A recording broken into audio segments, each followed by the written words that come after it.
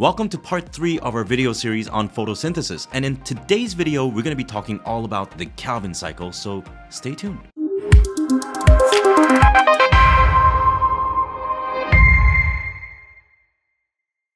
Hi guys, my name is Mikey from Avo Prep Academy, and we are back on track now with many videos that are to come. And today we're going to be finishing up our photosynthesis video on the Calvin cycle. So in the last video, we talked about the light reaction and how NADPH, which are those electron carriers, and ATP has been produced by the light's energy that were being harvested by our photosystems.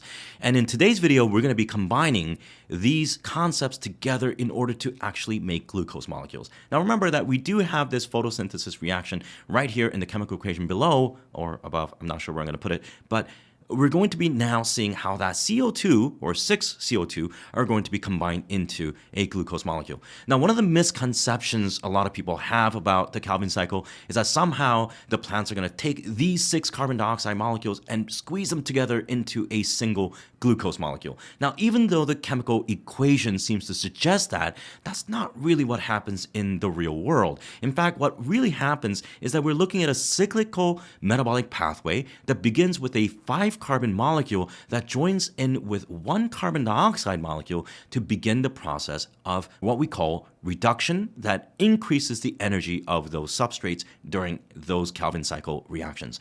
So let's get started right away by looking at the Calvin cycle.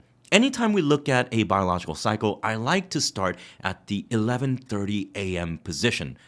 I guess PM doesn't matter. In any case, at the 11:30 position, we have a molecule that's sort of going into starting that reaction and then having to return to it by the end of that cycle. And in the case of the Calvin cycle, we have what we call RUBP, or ribulose 1,5-bisphosphate. Now, RUBP is a 5-carbon substrate that's going to interact with a carbon dioxide molecule during a process that we call carbon fixation. Now, remember, all of these reactions are driven by enzymes, but in the AP curriculum, the only enzyme that we're going to learn about is this one called ribisco, or ribulose 1,5-bisphosphate carboxylase oxygenase. Now that name is really long, but it's an important name that I'll talk about in another video that discusses the C4 and the CAM pathways. But ribisco is good enough for today. So ribisco is an enzyme that facilitates the carbon fixation process, where it takes an inorganic carbon dioxide, attaches it to a 5-carbon ribulose 1,5-bisphosphate to produce a temporary 6-carbon intermediate.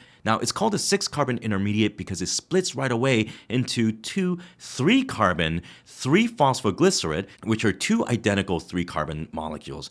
Now, from this point on, we have to recognize that we're going to start to add energy to this 3-PG. So for instance, the first thing that happens during this process that we call reduction is the addition of phosphates from ATP. Remember, phosphate bonds can give you energy, and when we use 1 ATP per 1 3-PG, then what we get is 1,1,3-bisphosphoglycerate, otherwise known as 1,3-BPG, and that molecule is going to be higher in energy, of course, than 3-PG. Now, we're not quite done, because remember those electrons that we're carrying in those NADPH molecules? We're going to take those high energy electrons and we're going to manipulate bonds within 1,3-BPG to create yet another higher energy substrate that we called glyceraldehyde 3-phosphate, or G3P.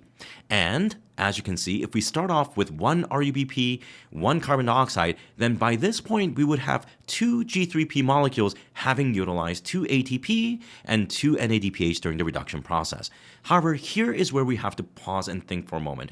2 G3P molecules gives us a total of 6 carbons. We have to regenerate a 5-carbon molecule, which means that 6 minus 5 is 1 carbon dioxide leaving. Well, we're right back to where we started. So here's what we're going to be doing. We're going to be looking at all of the things that we've talked about, except with 3 RUBPs going in at a time. Because with 3 RUBPs going in, we have a total of 15 carbons. Now that means we need to have 3 carbon dioxides that go in. That's going to result in 3 6-carbon intermediates. Now, if each one of those 6-carbon intermediates split into 2, then we end up with 6 3-PG. So adding 6 ATPs, 1 for each one of those 3-PG molecules, we get 6 1,3-bisphosphoglycerate, and then adding 6 NADPH, 1 for each one of those 1,3-bisphosphoglycerates, we're going to get 6 G3P. Okay, so we're here now. Because because 6G3P is important. We have 6 times 3, which gives me 18 carbons. And going back to that original REBP where we had 3 of them, well, 3 times 5 is 15. 18 minus 15 is 3, meaning now we can take one of those G3P molecules out of this Calvin cycle and still return the remaining 5 G3P for a total of 15 carbons that are simply reconfigured to create the total of 15 carbons that we have in 3-RUBP in the process of regeneration. Now, regeneration isn't free either, but here we're going to be using 1 ATP per RUBP that's regenerated. So when we're looking at 3 at a time, then we're gonna need 3 additional ATP here. Okay, so I know that that sounds like a lot of crazy talk. So you guys can simply watch that over and over and over again, or draw it out to see how the math works out, but it really does work. Because take a look at this.